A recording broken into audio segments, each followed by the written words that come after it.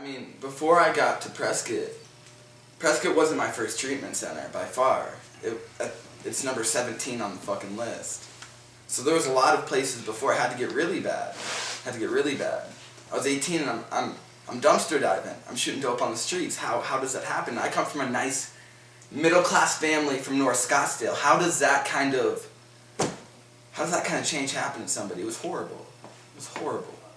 It wasn't so much the drugs. The first time I ever used heroin, it was under a bridge with some friends, and it was cool. Nobody else was doing it, and they were doing it, and I was kind of pressured into it. And once I mean, there's a reason heroin is so addictive. There's a reason there's a bunch of people struggling with this, because once I did it,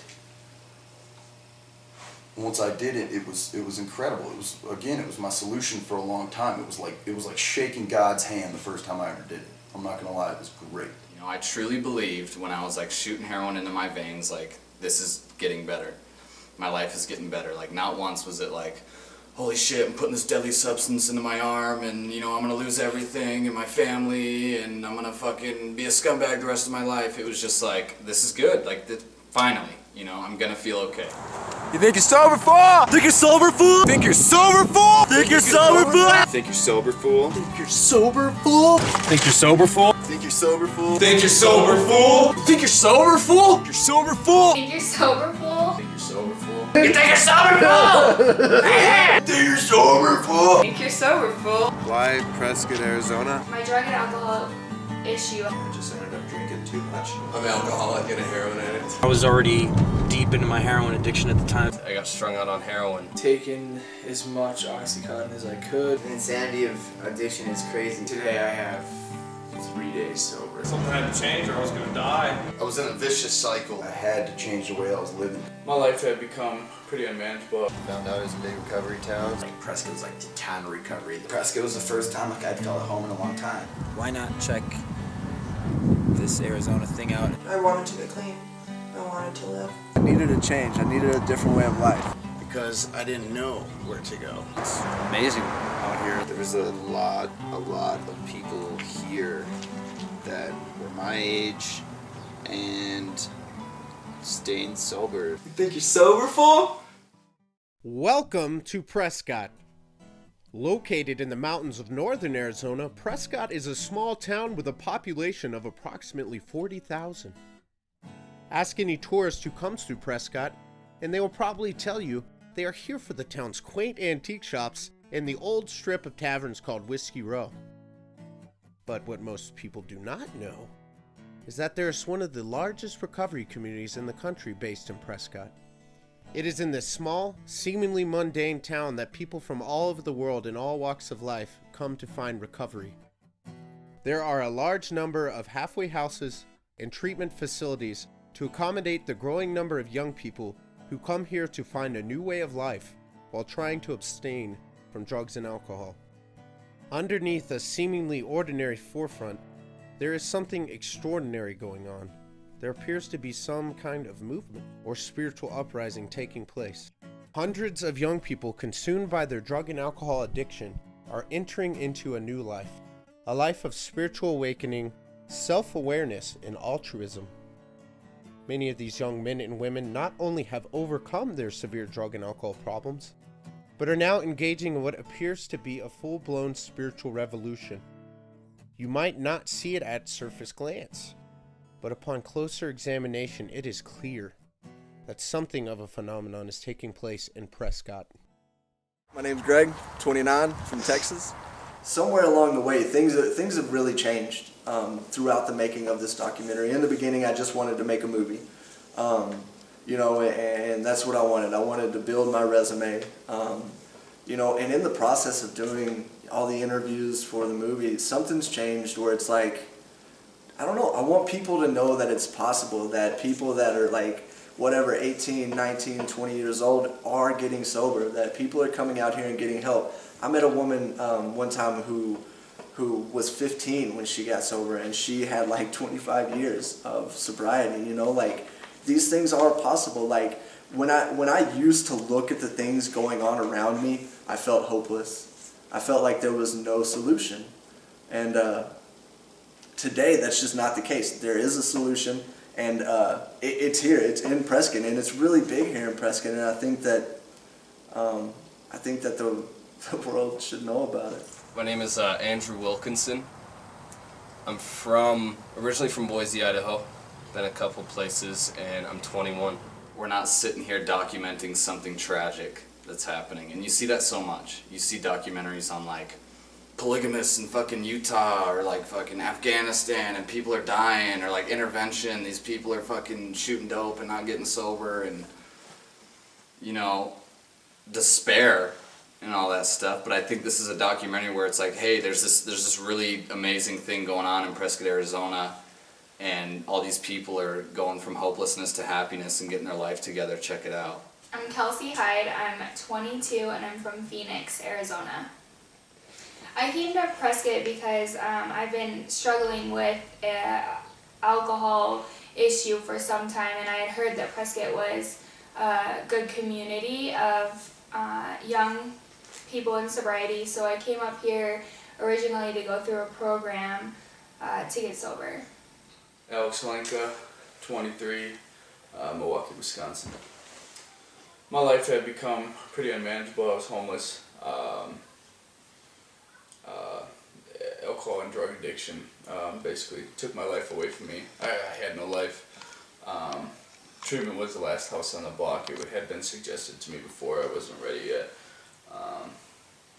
So finally I got to a place where I had nowhere else to go, and that was it. My name's Aaron Braw. I'm 23 years old. I'm from Milwaukee, Wisconsin. My drug use, I've been a drug addict for like 4 years at that point. Taken as much Oxycontin as I could. I was trying to get sober. I had been sober for like 3 weeks. I've been dry for like 3 weeks. And to get all the stuff out of my system, and then I relapsed, and I had no tolerance at the time. And so I did my normal amount of Oxycontin, which was enough to put me in the hospital and almost kill me. My name's Jordan. I'm 19 years old. I was born in Chicago, lived a lot of my life in Phoenix, Arizona. My mom drove me out. I came here. The 2 to 3 days before were awesome because I told my mom I would go to treatment, and this is my ploy. My mom will take me to treatment, she'll buy me heroin for 3 days before I go to treatment, and then I'll leave after a week. Mom got me really super high for 2-3 days before I came up here. So I got here and my eyes weren't open. I didn't see. I pretty much woke up in Prescott. There wasn't much going through my head besides how high I got to be until I got here. That's what the 2 to 3 days were before. I'm Nathan. I'm originally from Tucson. I just turned 19 in May. I went to rehab. Got out of rehab, went back out. My counselor told me to go to Prescott, and I came up here and I saw people killing it. I saw people doing the deal. I saw people happy, and by the time I was here, the first few weeks, by the time I was here, I was calling my dad like, get me the fuck out of here. And I didn't have any other choice. Really, I came to Prescott because it was my last resort. I couldn't do anything else. I couldn't go to Tucson. I couldn't stay in Tucson. I didn't have anywhere else to live, and my insurance would pay for a couple months at a halfway house. My name's Nate Hallowell. I'm 28 from Madison, Wisconsin. I'm an alcoholic. I drank a lot. I drank every day, 24 hours a day. If you want me to paint you a picture, I was doing just about everything except for prostituting myself to get alcohol. I was lying, cheating, stealing. I couldn't go a day without drinking, and towards the end, the way it looked was I was in the hospital over and over again for alcoholism, and something needed to change. Rob Anderson. I am 22 years of age, and I'm from Dalton, Georgia. Originally, I went to treatment because I thought I was depressed, I needed help. I had been seeking psychiatric help, taking the medications that were prescribed to me, doing the things that were suggested, but continuing to reach a lower bottom. It wasn't until I got to treatment that I found there was a lot more to what was going on with me than feelings. It was a lot deeper than that. My name's Carter Edwards. I'm 25 years old. I'm from Scottsdale, Arizona. That day, I was 23 or 24 years old. I was homeless, living out of my car off of 27th Avenue in Van Buren in Phoenix, and it was fucked up. To the best of my knowledge, I was driving down the street, knowingly driving on a suspended driver's license. Just gotten dope from my dope dealer, some crack rocks from my dope dealer, and I guess this great technology, the police have LoJack, reads license plates really fast, and mine popped up, driving on a suspended license. Cop flipped around, U-turn, pulled me over, driving on a suspended license, searched my car, got charged with possession of narcotics, possession of crack cocaine, and 2 possessions of paraphernalia, 4 felonies. Sean from Las Vegas, Nevada, 22 years old. Crazy story, the last time I ever relapsed was when the Celtics lost the championship to the Lakers in game 7. They were up by like 30 points, and then they lost. I remember I walked outside and like one like single tear ran down the side of my face, and I was just like, fuck it. Went on a run for about a month. Then parents changed all the locks on the doors and everything again, and tried to break back in. Brother, he's trying to rip me out of a window. I mean, it was a very, very violent and brutal scene. It was definitely like one of the terms we use in this program as a bottom. It was definitely one of the worst bottoms I ever had. My brother's got me pinned down at the top of the stairs, and I'm just bleeding all over the place. My mom's calling the cops. I take off running. He lets me go because he doesn't want me to get arrested. And then I'm wandering around town for about half an hour in one of the suburbs of Las Vegas. It's called Henderson. I find my way over to this Walmart food store, and I'm sitting there in front of it, and in my mind I can see, a big book, because I had already been through the steps, a couple times, never got it though. A gun, and, the streets, going back out, because I knew, if I chose to kill myself or go back out, I was going to get consumed one way or the other. So I had 2 minutes left on my prepaid phone. I called my parents and asked them for help, and they told me they're sending me back up to Prescott. Kolbie, 21 years old, from Mesa, Arizona. And I just remember telling me, you're a heroin addict. You have a problem.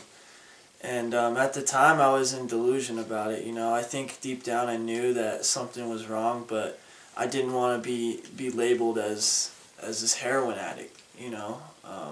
But it was very evident. I was sticking needles in my arm. I was pawning everything I own. I was stealing things from people I love.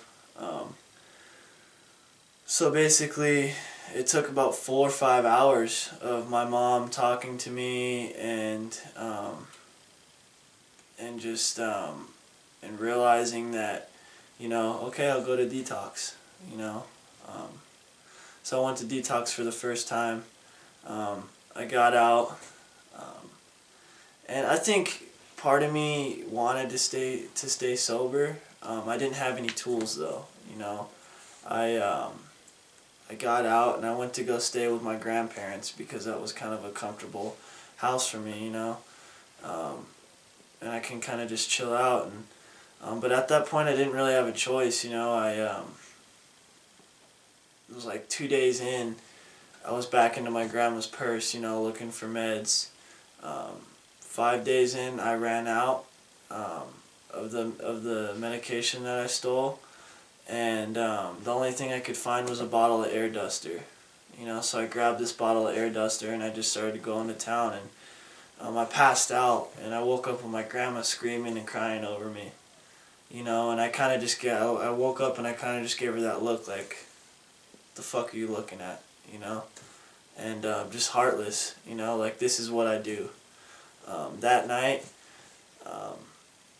I traded my computer for $20 worth of dope, and I was back on, you know. The next day, I went to my mom's, and she knew something bad was going on, and I was back into detox. A week later, I was in Prescott, Arizona. My name's Alan. I'm 23 years old, and I'm from Lafayette, Louisiana. Because it gives me relief. Pretty much, you know, since I was born, you know, like there was some sort of like intangible problem with like me, and I tried, you know, like to fit in, get the social validation from the peers, you know, please my parents, or like go to church, or do well in school, like all these different things to try and like fill that hole, or like to feel better, to get relief from like whatever the hell's going on inside of me that makes me uncomfortable. And eventually I found drugs, which gave me instantaneous and like initially guaranteed relief from that. And you know, when I first started getting high, I'd get high and it was like all of a sudden I could breathe, weight was lifted off my chest, and all these things that were like insurmountable problems, like just talking to people and being confident in myself, or being confident talking to women, or like being worried about succeeding at this, that, or the other, just ceased to be a problem. And I was like, okay, right there and then, this moment right now, I'm all right. And nothing had ever given me that before. Never, not so fully and not so quickly as drugs. And so as soon as I felt that, it was like, I have to hold on to this, you know, like I need this all the time. This is what I've been looking for. This is what my life has been leading up to. I finally found it. I found the answer. I solved the equation, and everything's gonna be okay if I can just keep this up. It's like, most people don't even know this exists, you know? It's like one of the greatest secrets, like, of Arizona. Nobody knows that, like, there's this little town that's up in the mountains that, like, just happens to harbor, like, you know, all of America and I guess England's worst junkies, you know, and puts them in one place. You think you're sober, fool? How did we get here? Most of us do not know. Most of us half asleep were driven up the mountain in northern Arizona to some sleeper of a town in what would surely be another failed attempt at sobriety. Yet when we got here, we found a kind of recovery that is the opposite of what we ever thought possible. We got here and we saw success. We got here and we saw growth. We saw living, breathing, real recovery, real happiness. People that were once hopeless reaching out their hands told us, hey, it's gonna be okay, and that there was some new experience to be had. So, curious and convicted, we have taken some hope and just gone along with it. The curiosity of what could be was sure to become greater than the fear of failure. And so what happened is it turned into this film about why Prescott? Why did you come to Prescott? It's the personal experience of any given person that's in recovery here. And it turned into something great. You know, it's like, how did all of these people get here? I mean, we would never know each other in the outside world had we not come to Prescott and built these lives together. And so I think it's changed direction a lot. You know, it started out as more of an informative documentary on Prescott, but now it's turned into personal experience and interaction and connection with other people in this community. My name's Anna. I'm 25 years old. I'm from Austin, Texas. I think there's something to be said for like staying in one place where you got to know the people that you got to know when you were in early recovery, like getting sober in the first couple of months, that it seems to work really well when you form those bonds and then you stay with those people. It kind of becomes like this second family. I think, like, I see people that have these like extended families they've created out here, and for some reason that just seems to work really well, and I think that some people stay for that. develop these relationships that they don't want to leave. I honestly didn't intend on staying here for very long. I think that I said that I would be here no more than 30 days, and I just fell in love with the community. The young people in this town in recovery is amazing. It's a small town. I'm from Phoenix, like I said, and I find so much to do here. I'm always going on trips, doing events, going bowling, going to the movies, doing barbecues. I really think that I have more fun in sobriety than I ever had before I got sober, and I have more friends than I can name, and my life just got so good here, and so I continue to stay. There's something different here than I found anywhere else. You know, and I mean, and the payoffs have been endless since then. So I mean, what keeps me here right now is like I came here for recovery. I came here to not die. I found recovery, and now I have a life, and the life just keeps getting bigger. I have a family of my own, a blood family of my own. I'm getting married. I'm having a kid. I have great friends I've known for years. I get to help other young men stay sober. It's just a huge community. Everywhere you go, I can go to Albertsons, I can go to Starbucks, I see somebody, you know. I mean, the payoffs are endless. I continue to stay in Prescott because it's the town itself is incredible. The recovery of the amount of young people that are in Prescott is like unbelievable. To go to a meeting like last night and have like 150 people my age that normally would be somewhere with a needle in their arm, to just be in a city where something like that's possible is just insane. You know, my motives for staying sober when I first got into town were my family's fucking done with me. I have nowhere else to go. I'm scared and I have nothing else, you know, and so I might as well give this a shot, you know. And, you know, sometime it shifted to where it was, I like the things that I'm seeing now. I like the self-purpose I'm getting now, you know. My family I'm getting back, you know. I have drive today, and those are the things that I stay sober for today and to help other people, you know. I don't know, I found like a community or like, you know, a group of like-minded people that really, I enjoy their company, and it's unlike anything I've ever really found in my life, like socially. And I don't know, I found it, I basically just feel like for the first time in my life I found like a solid grounding that I'm like comfortable with myself and my surroundings and like the way that my life is going right now. So right now I'm happy. My name is Joe, I'm 20, and I'm from Pennsylvania. If you took a poll out of all the people that have been sober in Prescott and asked them which ones have been to more than 2 treatment centers in their entire life, 90%. It's a high number. Yeah, it's a very high We get a number. lot of chronic relapsers like myself. I've been to multiple treatment centers, and for some reason, like Squirrel said, it's like it seems hopeless. I'm in the middle of nowhere in the mountains. I don't know where the hell I am, and I want to get sober. And it's like, I think that's where it comes. You feel the hopelessness, and then match that with the fellowship that you see going on around here, and your success for sobriety increases. Because around town there's like those little flags that say everybody's hometown. And like I got here and I hated this town. Like I walked in, I was like, this is not my hometown. And I think like around like after being a few months here, like I looked around and I realized like I hadn't felt at home in a long time, but like Prescott was the first time like I'd felt at home in a long time. This is my home. I got roots here. I got a job here. I mean, again, there's solution here.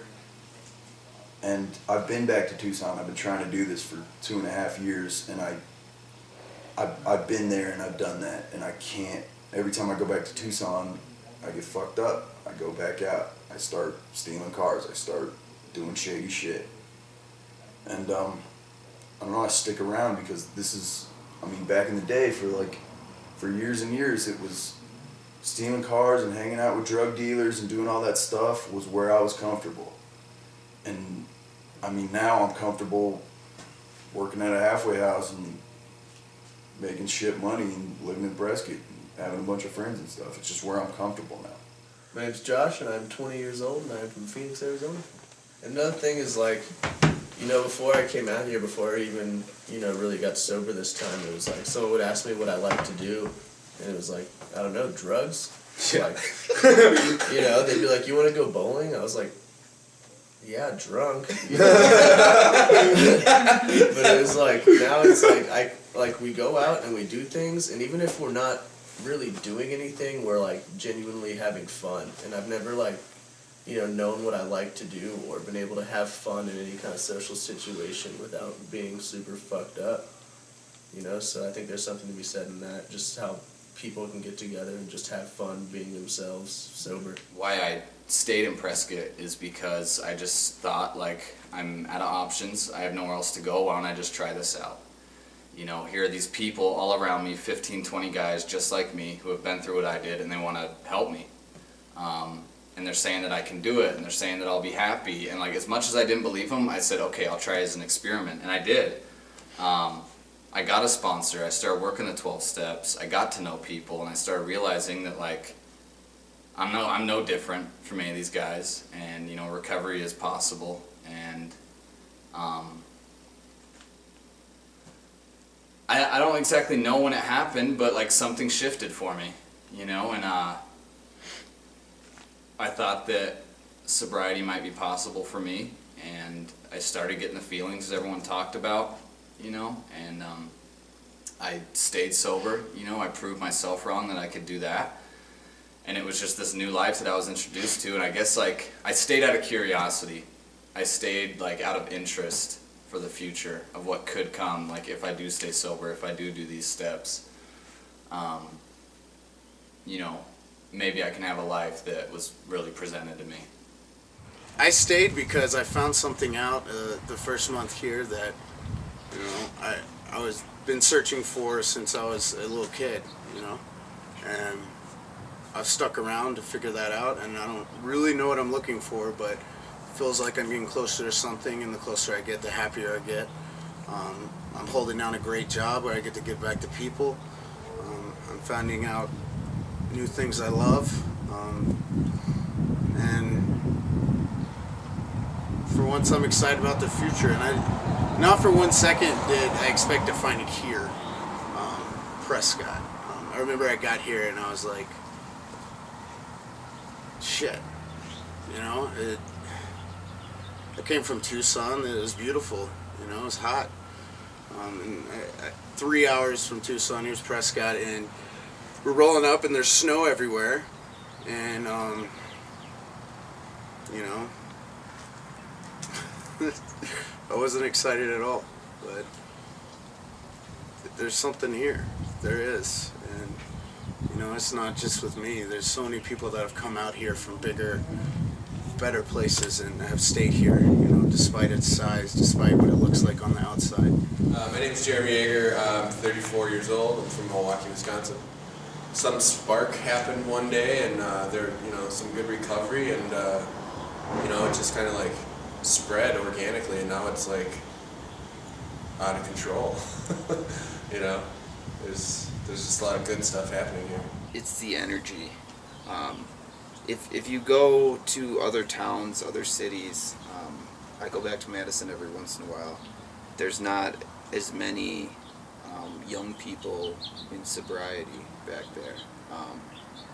I take for granted sometimes how many young people there are getting sober here. And, you know, I think that there's a lot more guys to work with, and there's a fellowship here that you won't find anywhere else. I believe in the world, in the nation, anywhere else on this planet. You will not find a greater, per capita, a greater amount of young people getting sober in the world. Yeah, I remember calling my mom maybe a month living out here. Mom, I came out here and now apparently they won't let me leave. It's like, you know, I've heard other people say too, it's like I came out here and now I can't leave. And it's like, I woke up one day, it was like, I don't want to leave. Dashing through the snow in a one-horse open sleigh, o'er the fields we go, laughing all the way. Making spirits bright, what fun it is to laugh and sing a sleighing song tonight. What Operation Going Deep is it's a bunch of people in our community that have agreed to be on film and sing a couple Christmas carols, and it's almost like a video postcard to all these family members that they're not able to see this year. You know, that they want to. Like all these people finally want to be there for Christmas. They want to show up. They want to pay attention. They want to be the son, the daughter, the brother, the sister that they never were in the past, and so they're able to do it now. And so we get everyone together. We're on the courthouse steps, and they sing. We sung 3 Christmas carols. It goes on the internet, and we're able to, you know, send that to our parents like as a gift, as a present to them. Operation Going Deep Christmas Caroling, it came about because it was a time in my life when I was looking to grow spiritually. And the principle behind it was, how are you going to show people in your life that you're still continuing to grow and that you're changing? And so that's really where it came about. You know, I didn't have any money to give my family gifts for Christmas, and so I decided to make a video. It was just another thing, man. It was just another thing that was, it's like, holy shit, you know, this is my life. I get off work at the hotel and I go straight down to the square, and there's, you know, 50, 60 sober young kids, and we're, you know, rather than shooting dope with a needle in our arm, we're singing Christmas carols so that our family can see what we're up to now. Yeah, it's just crazy, man. It's crazy to see that much sobriety of people that are in their 20s and early 30s and stuff like that, and, you know, what I would be doing 2 years ago as opposed to what I'm doing today is a 180-degree difference, and it's just makes you really grateful to see stuff like that. I remember we were playing football that day that we did it last year at a field just down the street from where we shot the video, and everyone's all tired and sweaty, and Greg shows up and he's like, "Do this thing, man, this Operation Christmas Caroling, going deep, bro. Meet at the square in like 20 minutes. And everyone's just like, yeah! And we get down there, and Greg's got a camera, and he's got printouts of songs, and, you know, we got up on the stage, and it was like me and like my only friends at the time, and yeah, I loved it, man. It was fun. My name is Sadie Bushman. I'm 25 years old, and I'm from Sioux Falls, South Dakota. It's where everyone comes together, and well, like last year, I showed my parents, and they both cried because they saw what a wonderful community I was a part of. My name is Taylor Reagans. I'm 23 years old, and I'm from Tallahassee, Florida. It's a way to show our families back home what we're doing for the holidays, and I know that last year when my folks had seen it, it was around Thanksgiving, and they were just surprised at how many people my age were there, and how, you know, how someone could organize something so big, and everyone followed directions. Pretty cool. Operation Going Deep, ChristmasCaroling.com for you, for me. One of the things that I've discovered with this documentary that's so cool is like, there's really nothing special about the town of Prescott itself. You know, it's what is special about Prescott is what's going on here. You know, I mean, we have a recovery community that is thriving. It's so big, and it's only, I mean, it's like, it's growing by leaps and bounds. By the week, by the day, you know, new houses are being opened, new facilities are opening, and you know, what's going on is that, yeah, sure, there's a large turnover rate, but what is happening is people are staying sober, and so, you know, these people that have stayed sober continue to stay here because they found this way of life, and they have found other people who live this lifestyle, you know, and so they're drawn to And then I think what happens is the people that are younger in recovery, that haven't been here for very long, they see what's going on in the community here. And so what they see is what they have always wanted out of their life. For me, I always wanted to be accepted. I always wanted to be a part of. But for whatever reason, in the outside world, I could never do that alone. I could never do that by myself. I could never achieve, what I wanted. And then I come to Prescott and I see all these other people who have got what I want. And so in turn, I do the things that they did to get that. What's so incredible is when you see guys sitting around discussing that stuff, they're very rarely talking about alcohol and drugs. It's become more of like a spiritual movement and like a movement, like a mass enlightenment that's happening in Prescott. If I had to put it any one way, I would say it's like a spiritual movement and a mass enlightenment. It's like all these people that are just seeking truth and like all these existentialists, and like, I don't know, it's crazy. It's like this weird thing, and no one's highest thought anymore is like what I'm gonna eat tonight or what kind of car I want. The highest thought is like, who am I? Why am I here? Is there a God? If there is a God, what does he want from me? And so to see people of our age thinking outside of something like that is just incredible. I'd say half my stay in Prescott is a spiritual high. The feeling that I got from going down to Phoenix, and when I was still in my house, from going down to Phoenix and going up to my job and saying to my old job that I totally screwed over, and saying, listen, this is where I fell short, this is what I did, this is what I'm willing to do. And my old boss telling me you're a changed man, and walking away and saying, and just feeling like I want to scream, with happiness. Sitting down with someone who's new, who's just as scared as I was when I came in, and being able to help him, and seeing the light bulb go on in his head is a spiritual high for me today. There's nothing like helping someone else today. Oh my gosh, I don't know, because there's nothing in this town, there's not much to do, but yet for some reason every weekend I have full plans of something to do. I think that it's like, I don't know who started the recovery here, but I know that some of it is different than what you find in other places, other cities, other states.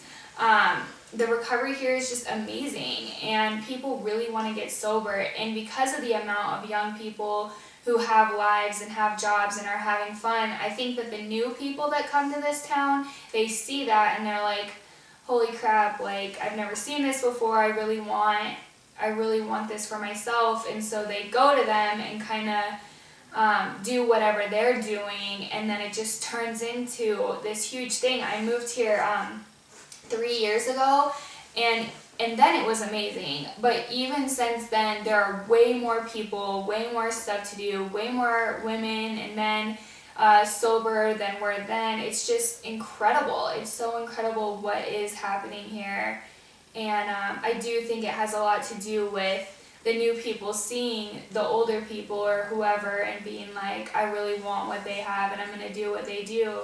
I don't think there's anything special about Prescott. I think there's something special about what's going on here. I think it's a spiritual revolution like we've never seen before. I think it's fucking incredible that you can see 200 people at P Group and they're all meth fiends and they're all heroin addicts and they're all drunks and none of them are doing that stuff. And I kind of get it today why normal people don't understand me. And I understand that. I get that today. Like when I go home to my dad and, they're like, how'd you do it? You were a heroin addict.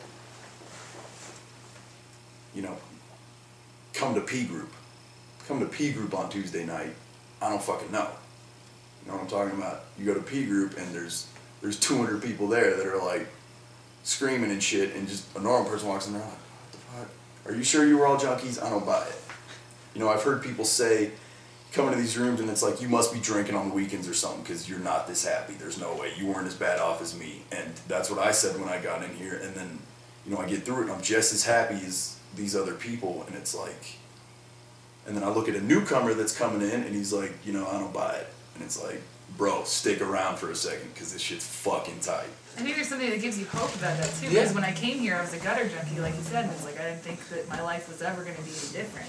It's like, it's impossible. This is the way my life will be until I'm either really old or I die or both. And then you meet people and it's like, okay, so maybe it is possible that that's not the way my life is going to be forever. And it's like, I didn't believe it to be true for myself, but I could see that it was true for other people. And it's like, okay, well maybe if I hang out with them long enough, it might happen. It'll rub off. And I think it gives other people hope when they come here and they're like, oh my gosh, like here's a bunch of people that used to be exactly the way I was and now they're completely different. And can I get in on that? Like I want some of that. How do I become part of it? Well, I just think it's like the best kept secret. I didn't know this was here. I didn't know there was more treatment centers and, you know, recovery homes per capita than anywhere else in the world here. And I think what's special about it is the amount of people trying to do the right thing out here. That was so foreign to me coming out here. A bunch of, you know, women and men in their mid-20s who should be out in colleges fucking partying and, you know, doing that lifestyle that's portrayed throughout the culture and society and all that, but they're sitting here, they're sober, they're helping other people get sober, and we're all doing it together. There's nothing extravagant about Prescott, but it's the shit that's unseen that makes it so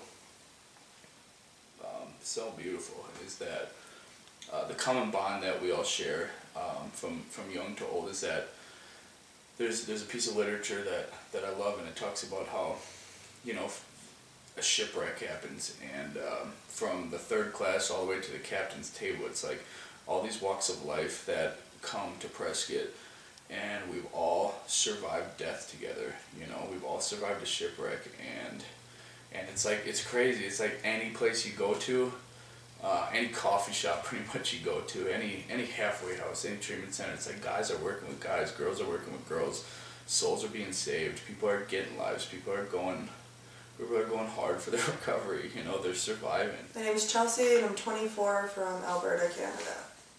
Prescott it feels like one spiritual bubble, if that makes sense to a lot of people. I don't know.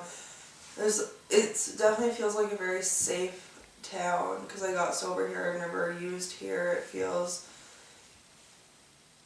really pure and genuine for the most part. And I know it's very possible to get high here and to drink here, but I have a really good support team here. I think that's what makes Prescott so special, is that there's so many young people or people in the program in general helping each other, really trying to stay sober. Well, I think the very fact that there's all these people and there's all this recovery going on, for whatever reason, a lot of people go or get sent to or end up in Prescott, Arizona to get sober. And there's a small percentage of those people that actually stay sober. And that group of people, like I was saying before, is bound together by that common purpose to stay sober and to make their lives better. And it's a very like wide and broad purpose, and but it's something that we can all agree on, you know, and that regardless of like whatever else that we disagree about or dislike each other for, we all come together for that, and we all need each other in order to accomplish that goal, because that's how 12-step stuff works, is alcoholics, drug addicts helping each other, and so there's like a higher amount of those people that end up here for whatever reason that I haven't really seen anywhere else, and that just makes for a really cool, open-minded, loving, eccentric, hilarious, exciting, interesting group of people, you know, and that's why it's special to me. Jeff Grabish.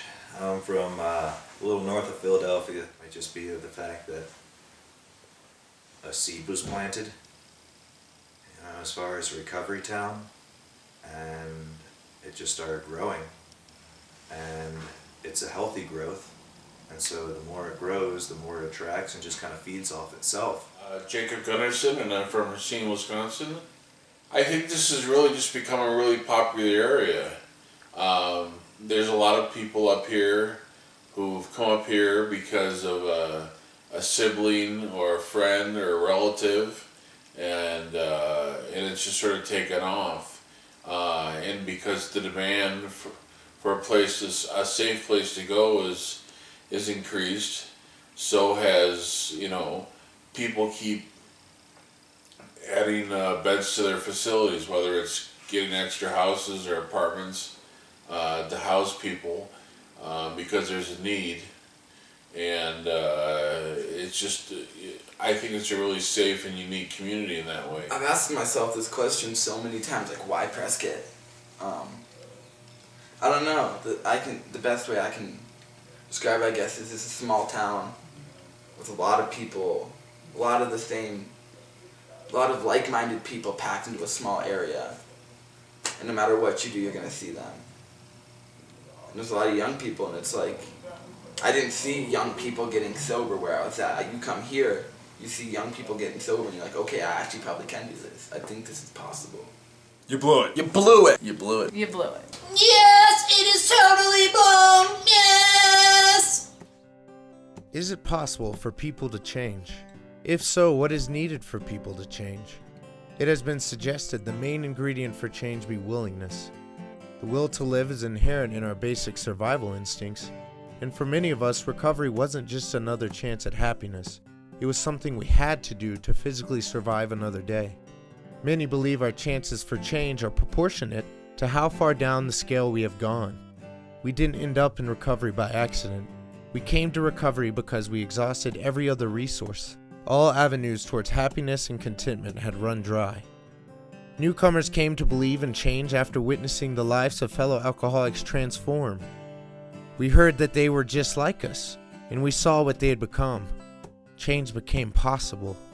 So for alcoholics, sometimes seeing really is believing. Having seen change, curiosity took over, and we once again asked the question, what is this thing, and is there any way I can have it? We could have it, of course, and we would. Why is it possible for people to change? There's a lot of addiction going on in this country, a lot of alcoholism, a lot of addiction, and it's like I think people on the outside think that we can't change, that we won't ever change. And the thing about Prescott is that, this is proof. This is direct evidence that addiction can be overcome, that people are getting help, that people are coming out here and changing their lives. And I think it's important for the world to see that. Because the hopeless nature of addiction is, it's too much sometimes. I know it was for me. I know it was for my family. And so in Prescott, what people get to see is that there are all these young people, there are all these old people, there are all these people in general that are coming out here, that are getting help, and that are overcoming their addiction. It's a really cool thing to see. And the thing about it is it's inspiring. Other people see this and they catch the bug, they catch that feeling where it feels good to do the right thing.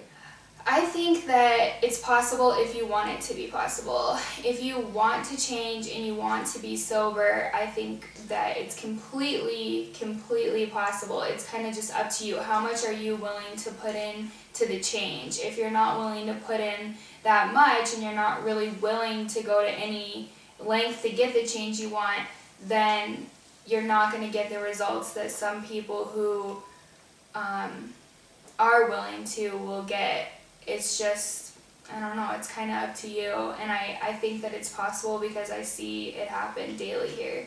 I think if it was possible for me, it's possible for anybody. I have to think that, and that's what I tell the girls that I meet that are, hopeless, and I went to 15 different rehabs, and I'm working with a girl right now that's already been at every major treatment center in Prescott, and she's like, this is it, and she's leaving the one she's at and going to a different one today, and it's like, she doesn't think that there's any hope, but she keeps asking me, she's like, well, so what happened when you did this and what happened when you did that? And it's like I can tell her and I can say, listen, the best thing you can do is to stay exactly where you are. And, you know, I think that there's no way it's not possible. I know that I was absolutely 100% hopeless. And I think that if they feel hopeless the way I felt hopeless, that they're the same as me and that it's definitely possible for them. And it's just being able to express that and to tell them, like, I was just like you and I promise it's going to work. Because I've seen it. I've seen it with all different kinds of people. All walks of life. I've seen people come around with stories similar, worse, not as bad as mine. And I think that's what life's about. I think nothing ever stays the same. No one ever stays the same. If they do, I think they're full of shit. I have been changing since I got here, you know, and I've watched people change. I've watched people grow up. Because of support in Prescott, the young people support, you know. When I first, when I first walked in, I was terrified, you know, and I didn't know how to talk to anyone. I didn't know how to talk to anyone. And the fact that someone came up to me and said, and, you know, stuck their hand out, a young person, you know, that was maybe even younger than me, a couple of years older than me, stuck their hand out and said, hey, how are you? Where are you from? Can I take you out to coffee sometime?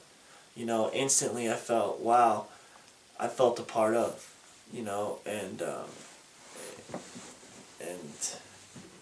think that's huge. But I know for myself, it was basically just desperation.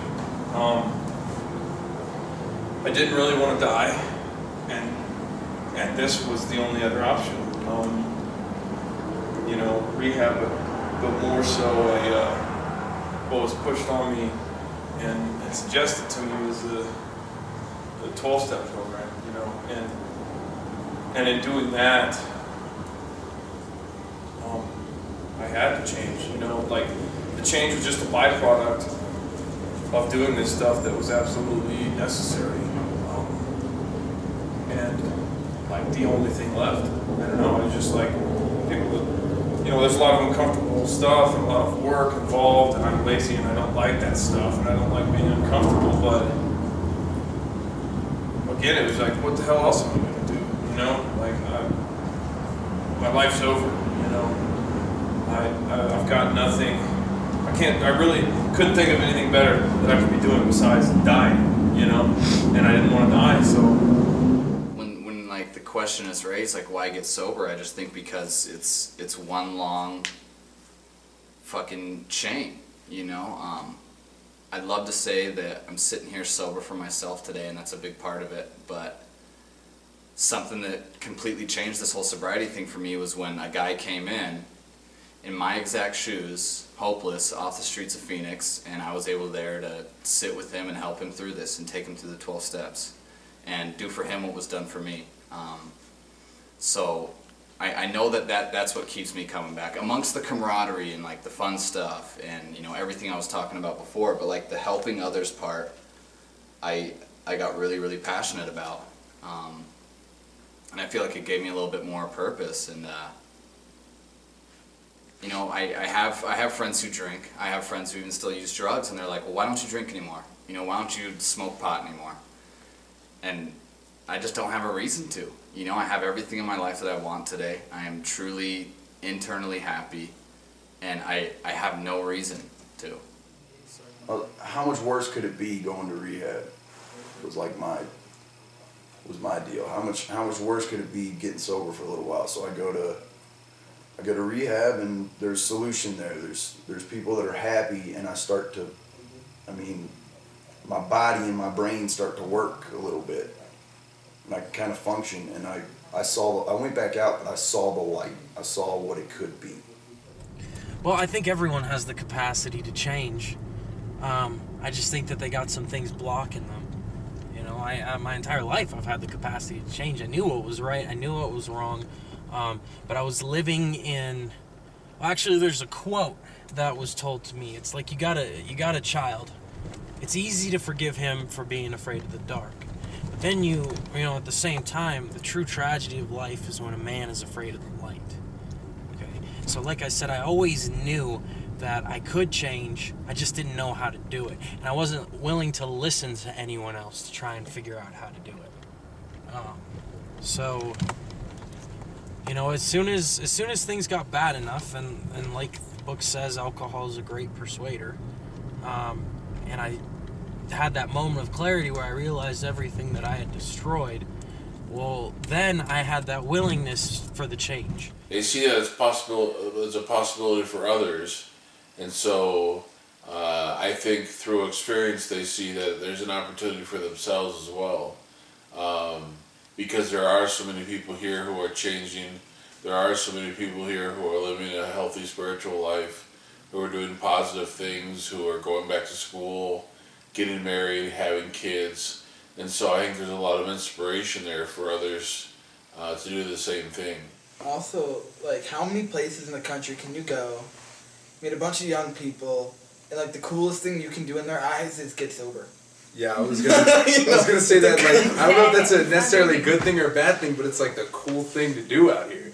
It's like you gain popularity by sobriety, and I don't know if that's necessarily a good thing, but I mean, it seems to work. It worked. It works. I mean, straight up. Like I was saying before, it's the community we have. It's like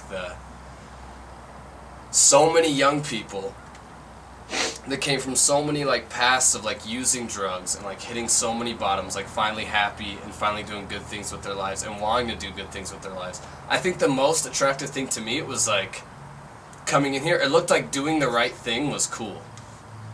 And you can't find that in a lot of places. Like, doing the right thing most of the time is not the cool thing to do, like growing up. It's just not.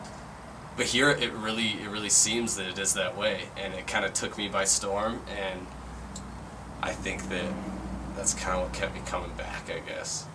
It felt nice. It felt good to be a part of something like that. It's like a movement. Something different. It's like it's against the normal stream of what's going on. Like, I'm 21, you know, most 21-year-olds are still out there, college parties, you know, drugs, alcohol, you name it. But this is something completely different. And like, I don't know, this whole sobriety thing's real goofy. Because as long as you think you can do it, you probably can't do it. And the second you think you can't do it, you can probably do it. And like, that might sound like the most ass-backwards thing you've ever heard, but the way I can describe it is like, you know, when I was doing dope, there was always a light at the end of the tunnel. There's always this light, there's always this chance, and like maybe tomorrow I can wake up and I can go get sober because I see that light on the other side. Well, one day that light went out, and so I started running for dear life to get to the other side, hoping that maybe it'll come back on. Mm-hmm. And that second that I realized that maybe I can't do this, I was not willing to fuck it up again. Because I didn't know if I had another chance. The second that I thought there were no chances left, and this might be all I have, that's when that's when it came alive for me. And this town is... You know, they say, like, getting sober is like the last house on the block. Well, we're the last room in the back. Because this is where everybody ends up, you know, from across the country. Everybody who's been to all the treatment centers, they all end up here. Why? Because there's something about this town, once again. It's kind of a crazy thing, you know. When we're out there, it's like, you know, all we know is to be selfish, self-centered, to steal things, to get our way. You know, we come up here and it's like, you know, you're gonna do good, you know, and you're gonna help this person, and you're gonna ask for help, you know, and you start to do these things that are complete opposite of what you're basically programmed to think, you know, and so it's just a really cool thing to see young people, you know, completely reconstructing their lives, you know, by doing spiritual things. And what I mean by that is just simply doing the right thing, you know, because that's what I think it really comes down to, you know, is, you know, someone can pray and meditate, but, you know, are we doing the right thing as a whole, you know? And I could say that there's a lot of influence to do positive things and to do the right thing in this town. To see someone come and pick up a 24-hour chip and get honest about what, you know, they were out or whatever was going on with them, to see someone get honest in Prescott, you get a fucking round of applause, you know. Yeah, it's absolutely true. Anytime I've ever seen anybody leave the program, come back in the program, they get a greeting and like a round of applause, and like they get welcomed back with open arms. I don't know. I think it's really unique. I've never been anywhere in the world where you have a bunch of 20-year-olds sitting around talking about metaphysics and, you know, what the meaning to life is, you know. Unless you go out somewhere and you see a bunch of kids tripping on peyote or acid. But it's like we're sitting there drinking iced coffee talking about the meaning of life and why the fuck I'm here and why I stick a needle on my arm and stuff. But yeah, doing the right thing in Prescott it's indicated. Anywhere you go, that's the suggestion that you're going to get from somebody. What I've seen as a result of people doing this, doing, you know, the program, the right thing, is that their lives get better and they're happier and they are visibly fulfilled and enjoying themselves. And when you see a bunch of people enjoying themselves, seem to be like genuinely happy, I think it's natural to like want to be a part of that, you know, and there's a lot of that here, and it's not the trend isn't really governed by society or the media or politics or like demographic like it is in a lot of cities, you know. A lot of bigger places and a lot of like culturally well-known things. The culture here is, at least in this like recovery community, is centered around helping yourself and helping other people. And when you build an entire culture on principles of love, basically, it's very attractive just to as a human being, you know. And so it became the cool thing to do because there's enough people doing that, and it's sort of self-sustaining in that way. I think that's what makes this community so good on some levels, is that you get here, and let's be honest, a lot of people when they first get into town, a lot of people when they're first getting sober want to fit in because they feel like they don't. And if doing the right thing is the way to fit in, it's helping everybody. You do the right thing, you realize, okay, this is actually better. And even though your motives are kind of fucked up at first because you just want people to like you, it doesn't matter. The end result is awesome. I think that attributes to why Prescott is so successful. It definitely is. On the big stuff. We're still heroin addicts, and everybody in this room is still has a spirituality, still has to work on themselves. And we still dick off. We still jump off the highest cliff when we go cliff diving. We still, I mean, we're junkies, and we're alcoholics, and we go hard. But, I mean, for the big stuff, you know, you call your parents on Father's Day, you don't get high, you pray, you do the right thing. But that's another thing that kept me here, was I came here and I started to get sober, and I wasn't boring. I wasn't doing boring shit. It was like, how much money you got? 45 cents in my pocket. All right, let's go to LA. I got gas. And there's like 2,000 people there dancing. And I mean, nobody else does that. Nobody else did what I did in the town I was from. And then I come here and nobody else does this stuff. And so I get to keep a little bit of that uniqueness. I get to keep myself without any adverse consequences to it. You know, if I sit around a table with a bunch of like normal everyday people my age, like they get kind of freaked out when we start having conversations about putting needles of drugs in them, you know? But like I forget about that, you know, when I can sit around here and just nonchalantly talk about shooting heroin, and it's just like, yeah, we all been there.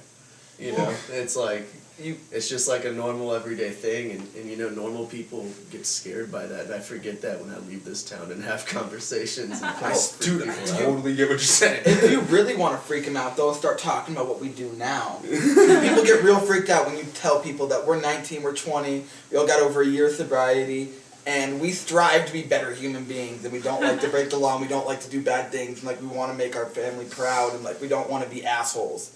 People think we're real fucking weird. They get real spooked. Well, first and foremost, staying sober. It's pretty amazing. Never experienced anything like it before. Like to, have fun and cook burgers. It's great. We're here at the wrap party right now. We're having a barbecue for Think You're Sober Fool. Hopes to get a couple more interviews and completely finish out getting footage.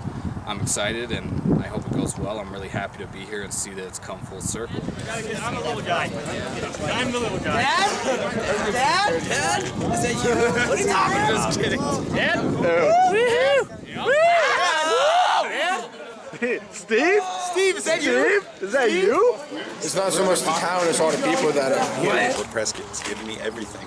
It's giving me a brand new life. There's never been like such a fellowship as there is in Prescott. There's a lot of young people in recovery, the most I've ever seen anywhere, yeah. Where I'm from, there's no town anywhere that has this many people clean. It's nothing like it anywhere else. Prescott has by far been probably the best thing that's ever happened to me. I rant about it, I rave about it. I wouldn't be where I am today if it wasn't for Prescott, Arizona. This showed me a new way of living, and I'm never coming back from what I've gained and learned from what I've gotten from this city. That's all. I don't know what it's given me, man. It's given me opportunity of all kinds, and best of all, it's like a huge town of recovery, like, and that I'm a part of. You know, it's given me something I can give to other people. I've learned a lot. I've learned that you can have a lot of fun in sobriety, and there is hope, and I'm not the only one. It's given me hope, you know. I think that's the biggest thing it's given me is hope that, you know, I can succeed. I'm going back to school in the fall. I'm going to finish my degree. You know, the community here is something I've never experienced, never seen around anything. And the way people come together is it's inspiring, you know. And it's kind of like a bittersweet day for me. You know, I've been working on this project for about a year. February 24th, which is in 2 weeks, it will have been 1 year. I got my mom in town over there for the barbecue. So this is kind of like one of those moments where it's like this is as good as it can get for me. You know, it's like one of the lifelong dreams that I've wanted my whole life is kind of coming true today. This will be the last day of shooting. I'm looking forward to it. We're going to get a lot of interviews and kind of give people an inside look at our community. The movie's amazing because it's like how are you going to try to like document like a mass spiritual experience, you know? I mean, you can try, and I think we're doing a pretty good job. It seems like it's really hard to document like people being enlightened, you know, like waking up. It's hard to document like the love. The love. And there's love. And all this. And you feel it. I feel it, man. You know, there's no words. I don't have them. I can't have. There's nothing that comes out when I try to explain it. I go like this. I try and say it. And you want me to ask questions? I go. I can explain it through my actions, and what I do is I love love, man. We love love, and that's the main thing that you need to know about Prescott. Is we love Come out here and learn how to love me. Come and get it. Come and take a bite. You think you're sober, fool? Think you're sober, fool? I did 7.5 years in the joint in prison, Arizona, courtesy of the Department of Corrections of Arizona, and I came here and I started at a car wash. I worked for a painting company. I now work for a treatment center in town. I love working there. I get to work with people just like me. I have a home. I have a bank account. I don't buy drugs. And I have a baby on the way. You know, there's nothing in life that is even possibly remote to the way I can feel today. And I don't have to get high, and I don't have to get high, and I don't have to get high, and I don't have to get high, and I don't have to get high. Prescott is a great place. I've been here 20 years now, and moved here from Southern California. I liked it then. It's changed some, but I still like it. I travel about once a month. I'm always glad to get back home to Prescott. It's a great place. As you can see, we got citizens here.